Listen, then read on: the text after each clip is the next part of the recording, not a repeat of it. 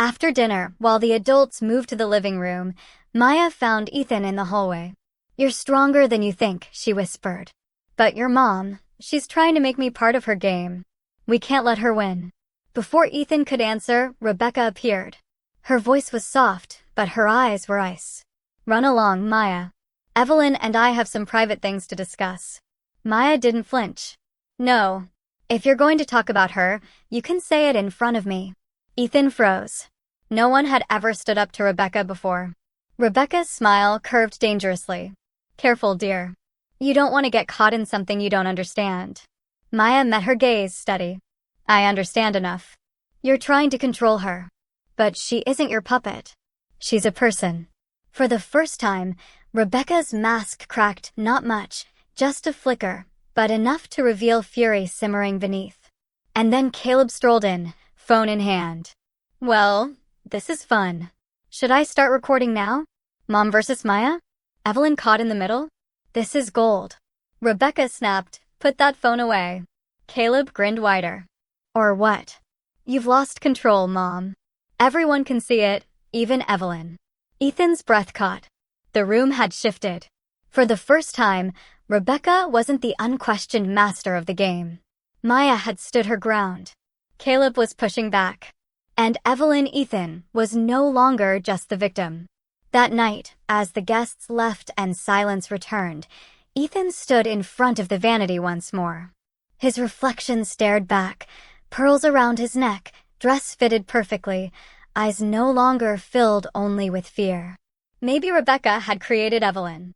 Maybe Caleb had mocked her. But tonight, for the first time, he chose to wear the name.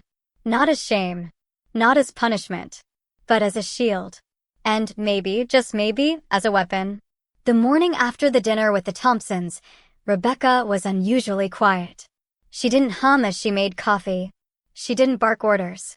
She sat at the table, staring into her cup like it had betrayed her. Ethan tiptoed in, bracing himself. Caleb was already there, slouched in his chair, smirking like a king who had stolen the crown. "Sleep well, Mom?" he asked mockingly. Rebecca's eyes flicked to him, cold and sharp, but she didn't answer. Instead, she turned her gaze on Ethan. "You embarrassed me last night." Ethan froze. "What?" "I didn't say anything." Her lips curled. "Exactly. You let that girl speak for you. You hid behind her like a coward. Evelyn should shine, not cower in corners." Caleb snorted. "More like Evelyn's finally realizing she doesn't need you pulling the strings." Rebecca slammed her cup down, porcelain cracking against the table. The sound echoed through the kitchen.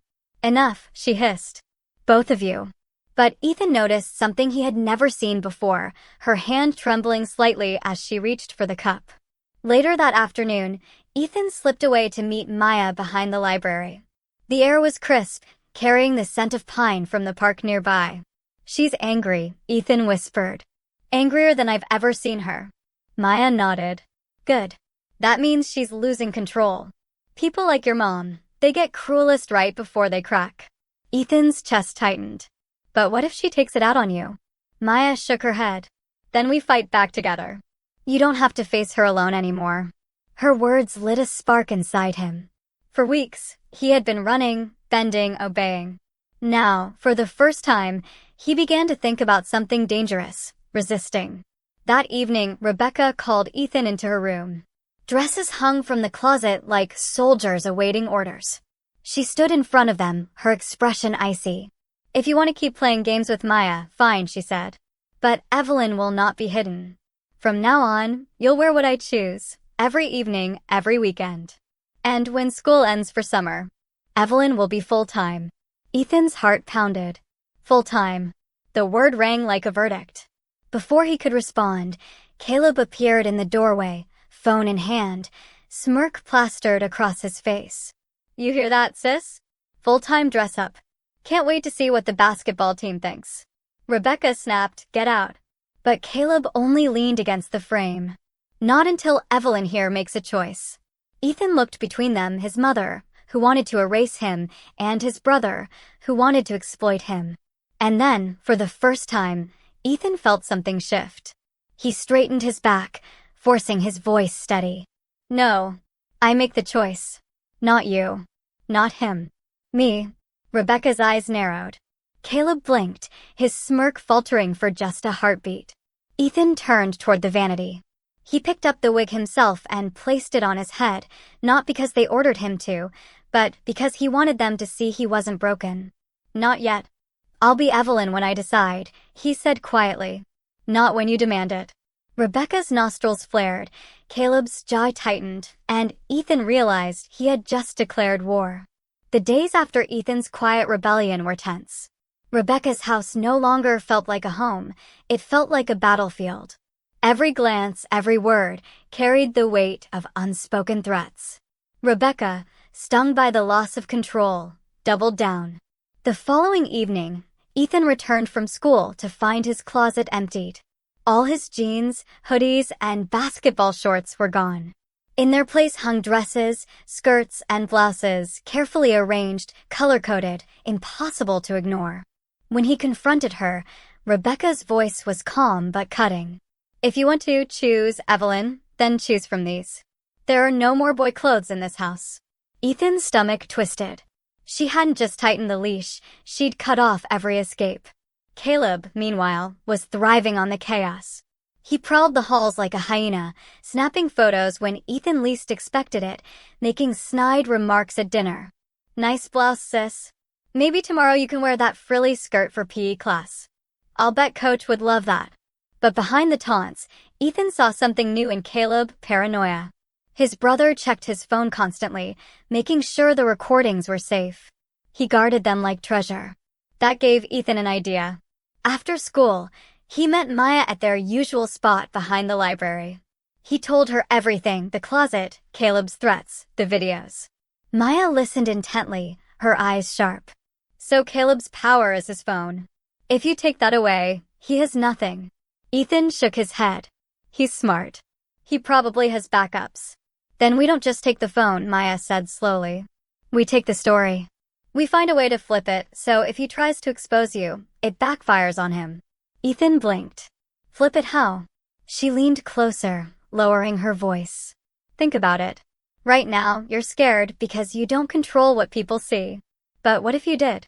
What if, instead of being humiliated, you made Evelyn into something they couldn't laugh at? The thought was terrifying and thrilling.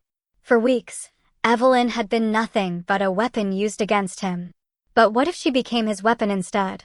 That night, as Ethan stood at the vanity in a pale lavender dress Rebecca had forced on him, he stared into the mirror.